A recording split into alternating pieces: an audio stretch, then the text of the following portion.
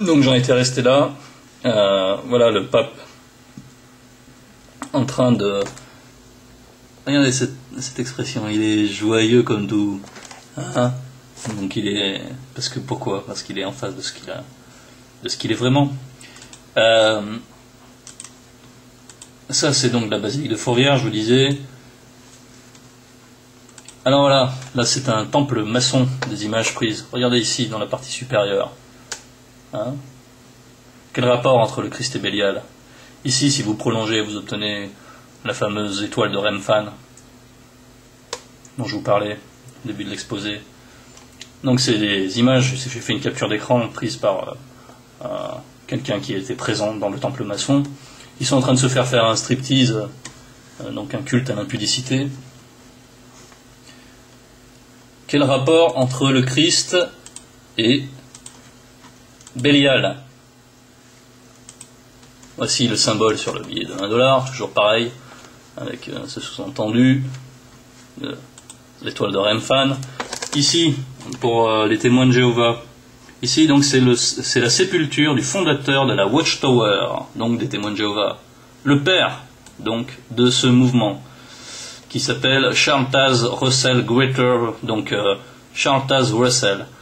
Et derrière, c'est en fait le grand centre maçonnique de Pittsburgh, un des plus grands centres maçonniques.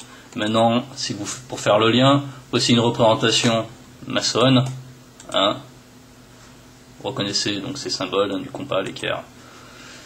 Et si on regarde donc de plus près, on voit bien Watchtower Bible and Tract Society.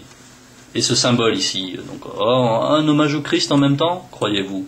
Derrière ça, il voit des mystiques, derrière les paroles du Christ, il voit une sorte de mystiques qui se sont construites, un tas de raisonnements fallacieux qui n'ont rien à voir avec la sainte doctrine. Voici le York Rite, vous reconnaissez.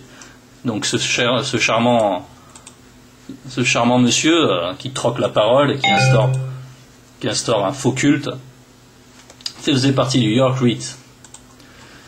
Voici de la littérature de la Watchtower, le guide pour les chrétiens, divin plan des âges. Et regardez ce symbole ici, c'est le disque ailé, un symbole cher, devinez à qui? Aux francs-maçons, bien sûr. Voilà. Alors, si vous ne croyez pas qu'ils sont tous d'accord pour faire venir l'Antéchrist et le nouvel ordre mondial, tant pis. Mais tout ce que je vous ai dit, tout ce que je vous ai montré, par la parole de Dieu et par son Esprit Saint, sachez-le, est véritable. Vous pouvez pas, à moins de vous mentir, constater, vous pouvez pas vous dire ce qu'il dit c'est n'importe quoi. Bref, voilà, je termine là-dessus, que notre Père soit glorifié au nom puissant du Seigneur Yoshua HaMashiach,